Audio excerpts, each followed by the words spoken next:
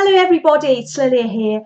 I'm an English teacher and I spend most of my teaching time helping people prepare for the Cambridge exams. So today I'm going to answer some of the most common IELTS speaking questions from part 1 that you're very likely to come across in your IELTS test. When I'll be answering the questions, make sure you write down some of the most interesting structures and phrases and words and any other pieces of vocabulary that you might like and you think that might be useful for your own speaking performance. At the end of this video, I'm going to share with you one very little but very effective IELTS tip that will help you pass your speaking part 1 with flying colours.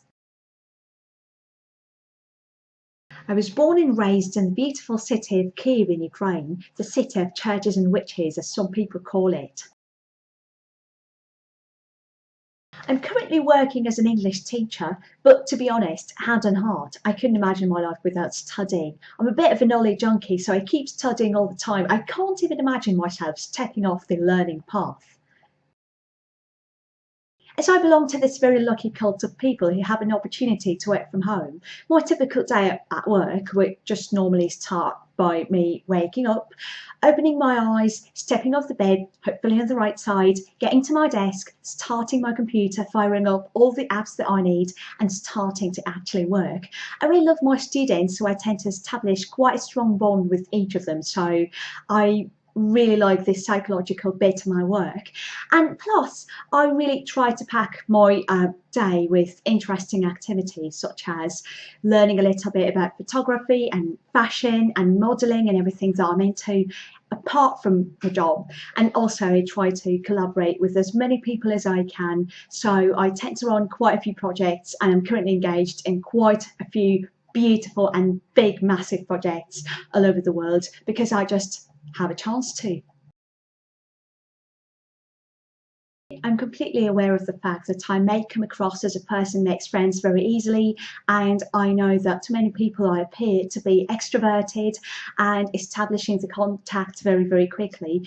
Although deep inside I find it slightly challenging to get to know new people because I do appreciate stronger bonds between people, and all of the friends that I have at the moment are those who are very, very close, and I tend to get on with people fairly well after I've known them for a period of time. But at first I tend to be a little bit suspicious when I meet a new person who I really want to be a friend, and I try to be very, very gentle not to scare them off. If I'm honest with you, I'm not a big fan of social media, so I'd rather connect with my friends in person and ask them to catch up at the weekend or anything like that, rather than just contact them via social media and Skype.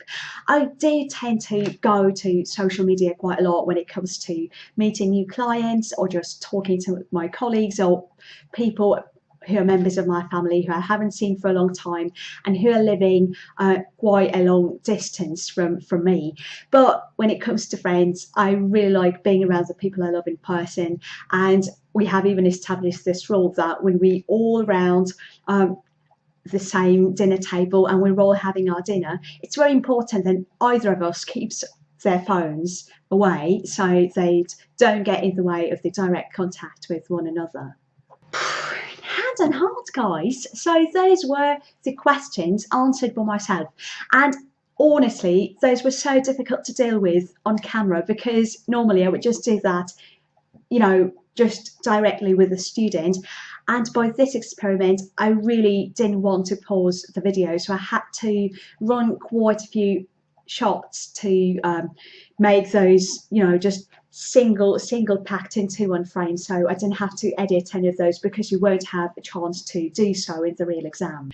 So here comes the IELTS tip of this week. Make sure you share interesting stories with the examiner. I recommend this to all of my students because examiners tend to hear the same things all the time, especially when they ask the very simple prescriptive questions that are very likely to come up in any type of those speaking exams. So try sticking to interesting stories like I did by adding a little bit of humour. Don't pretend to be a super comedian, but I just try to incorporate a little bit of humour into my responses when I was talking about myself getting out of the bed or anything like that, or just, you know, trying to inject a lovely story which doesn't look like or sound like everybody else's in the exam, which is personal to you and anecdotal, and you can make sure that you can throw it into your exam response. Interesting stories, fun experiences. Part 1 is all about talking about yourself, so make sure you use that to your own advantage.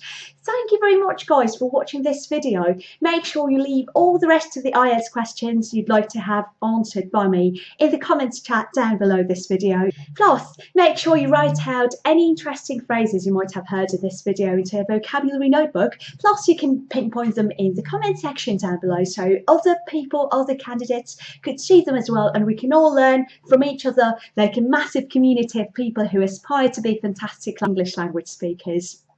I'll talk to you again in my further videos. Bye bye.